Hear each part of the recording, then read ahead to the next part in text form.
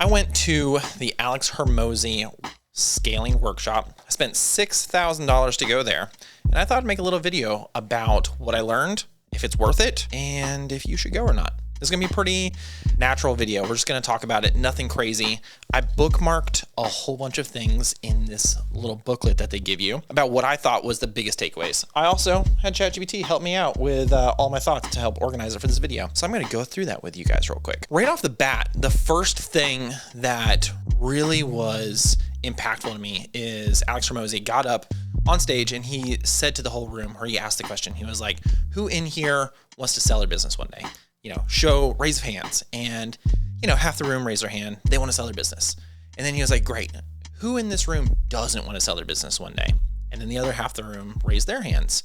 And he was like, great news. You should build your business this way, no matter what. And I feel like that was kind of a light bulb moment. Like, oh shoot, this is how you're supposed to grow your business. It's like, you shouldn't be thinking of it differently. Like, hey, I want to sell this company one day, or I want to keep this for my entire life and pass it on to my kids. The point is that all of these things that we learned throughout these 2 days is extremely important no matter what kind of business you have and no matter what your end goal is. Let's go over the main thing that we learned. Everything came back to a business scorecard. So a business scorecard is essentially how your business is valued. And that's how everything came back in this workshop. It all came back to this business scorecard. So it's like we go through a bunch of different things about how to do marketing, how to remove certain risks, all of those things. And it always came back to, okay, now what does that look like on the business scorecard? And you filled it out on there. And at the end of the workshop, you basically got a valuation of your own business, which was really cool. Spoiler alert, a lot of the businesses in this room had a $0 valuation, which is really interesting because, there were people that were thinking they had a multi-million-dollar business, and to a private equity fund or, any kind of potential buyer, it's worth nothing because of a lot of things that I'm about to go over. Let's go ahead and go over the first things that are on this business scorecard. And these are in order of importance. So I'm going to go over value adders first, and then value detractors next. For value adders, the number one thing, as you can probably imagine, is revenue. Revenue, super important. Most of the businesses in this room were at $1 million minimum revenue per year. Before I even get into the rest of that, what was really cool about that is this is one of the only times where there's about 100 business owners in the room. And this is about the only time that I can think of where you're in a room with people that are in such a similar situation to you. Not many people in the world are entrepreneurs, let alone entrepreneurs that make it to this level. And they brought up, it was like, I wish I could remember the number exactly, but somewhere around 5% of businesses make it to the $1 million plus mark. And so it's pretty cool that you're in kind of a rare territory when you're in there. They like to define everything super simple. So I have definitions for all of these as well. So revenue, money coming in. How much money does the business process every year? The second most important metric is revenue growth. And so what is revenue growth? It is sales increasing over time. So last year, if you did $1 million, and then this year you did $1.2 million, you had a $200,000 growth or a 20% revenue growth. Super important. That's one of the main things you want to look for. Next, EBITDA. Everybody loves this acronym. Essentially, it's profit. So their definition of it is money left before investment. And then to go right with that is an EBITDA margin. So how much money are you keeping? It says percentage you keep. Yeah, I guess I was pretty close there. Percentage you keep. So if you are doing $1 million a year and you keep $250,000, you have an EBITDA margin of 25%, which is good, but they do look at 30% or more as a really good margin. And then the most important metric, which you've probably heard Alex Hormozi talk about quite a few times, is LTV to CAC. And so that is what someone earns you versus what it costs to acquire them. So lifetime value and then cost to acquire a customer. So if you know, hey, my customer costs $5,000 to acquire, but over the lifetime that they are a customer, they bring in $25,000. Well, I'm going to make that trade all day long. If you know that number, how many times can I acquire that customer and scale the business with that growth? All of these numbers, I'll put in a piece here of the business scorecard. So you'll be able to see what that looks like as far as the numbers that you put in and how it adds value to the business. But truly one of the biggest things that I didn't realize when we were starting to do this is all of the value detractors. When you're talking about the value of a business, the biggest thing everybody always says is profit. It's like, oh, my business is worth 3 times what profit is. And it's actually just not true. One of the biggest things to look for is the very first detractor that they talk about, and that's key man risk. And I'm sure so many of you as a business owner are the key man. You are the person that knows the clients. They text and call you. You're the one who runs the payroll. You're the one who does the marketing. You're the one who does the sales. You're the one who hires people. You're the one who fires people. All of that is key man risk. So can you leave your business for a week and it not break is the first question. Can you leave your business for a week and it remains the same? Nothing broke, but it remains the same.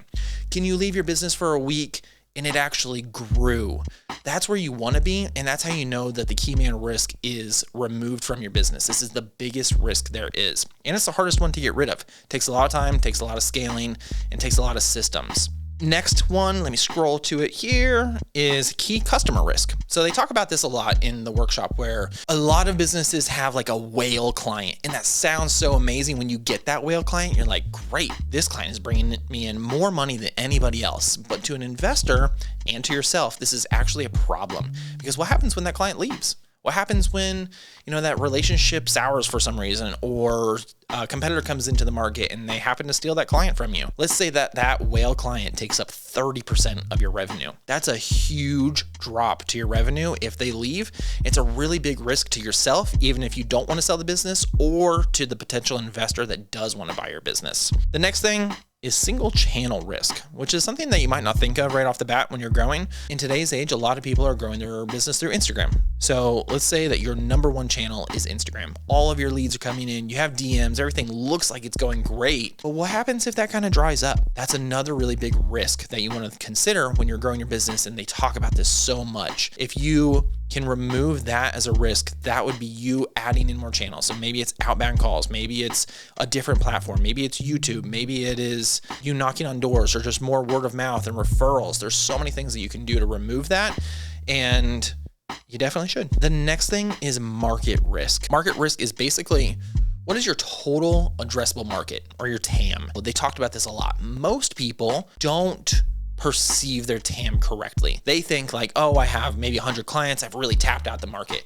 And like for us, it's a good example. We have in our service areas for real estate media, we have about 30,000 potential clients. And so we might say, yeah, we have 1,000 clients. We've really tapped the market. No, you haven't. You have 30 times more available. So it's a really good reminder, but it is a main risk that people should be looking at, and how do they get out of that? They did really stress though, like, overexpansion too quickly is one of the biggest ways that you can crush your business. So if you are in one area, dial in that area, get the most out of it and squeeze it, and then move on to the next one.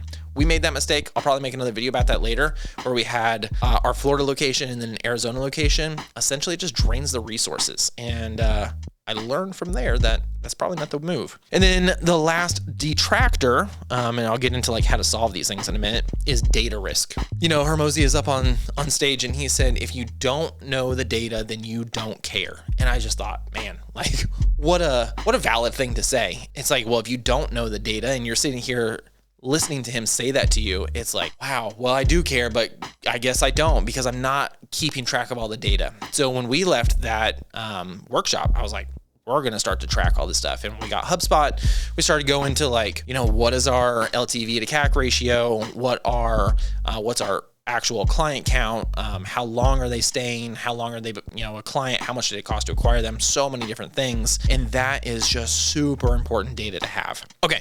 So all of those things, those adders and those detractors, those are the main things that they're kind of going over through this workshop. But all of that gets you to a valuation, right? And so that valuation is your EBITDA times an EBITDA multiple.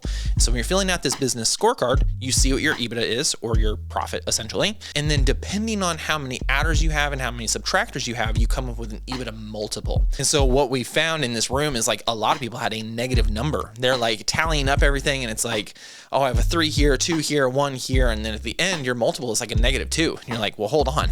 That means that my value is a 0. And they're like, yeah, exactly. But now it gives you a roadmap, and it's literally from the top to the bottom.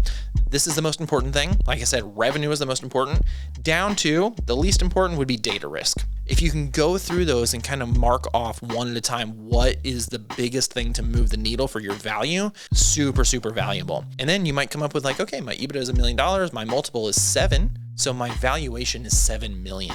Now, before you click off, there is a 4-score framework that they talked about on basically how to solve each and everything. What you have is right problem, wrong way, wrong problem, wrong way, wrong problem, right way, and then right problem, right way. And that one is the goal.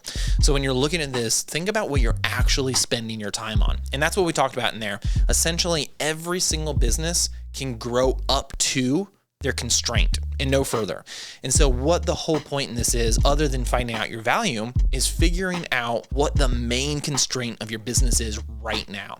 And that could be key man risk, that could be data, that could be leads. And so what you want to do is evaluate your business on everything going on right now and go, this is the biggest constraint. Let's call it leads. So it's like, I have no leads coming in. I have 40 employees, and yet revenue is not going up because we're not bringing in enough leads to close them. So that's our biggest constraint. And what they do is they say, we solve one constraint at a time. It doesn't matter how long it takes you. It could be a 2-day fix. It could be a 2-month fix, but we're going to focus on one single constraint. So at the end of the workshop, you're supposed to leave with that constraint that you guys have and work on that before you come back to another one. If it's leads, and you're working through that, you want to go, okay, I think I got the right problem. I figured out my constraint. Now we have to figure out what is the right way to solve it.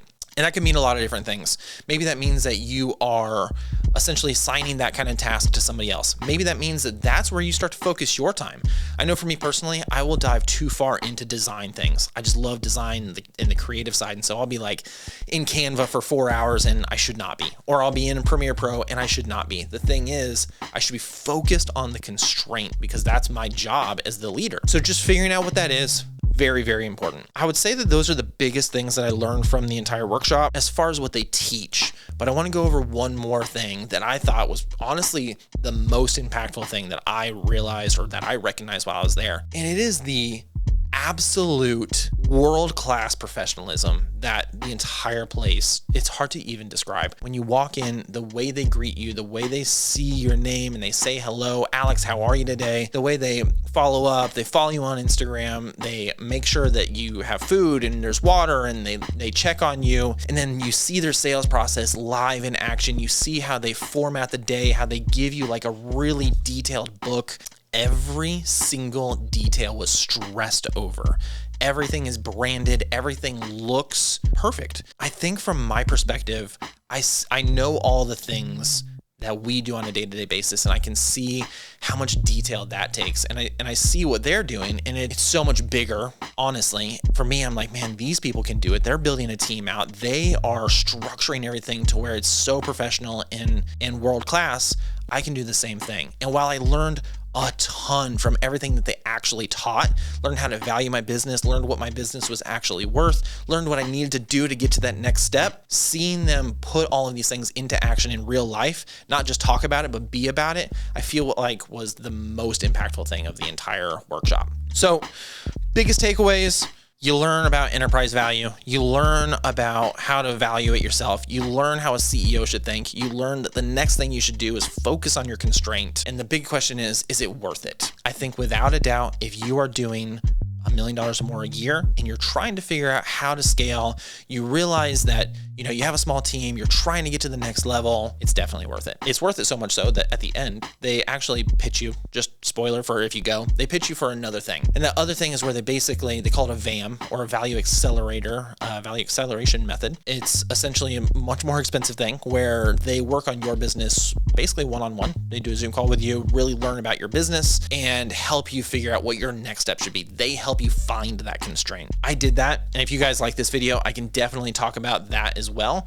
But the first step to go through the scaling workshop, definitely worth it. If you have any questions about it, maybe I didn't answer something that you would have a question on, drop it down below. I'd be happy to answer it. I think that's it. Went over this as much as I could for everything that I found value in. If you guys found value in it, please hit the like button. I appreciate it. I'll see you in the next one.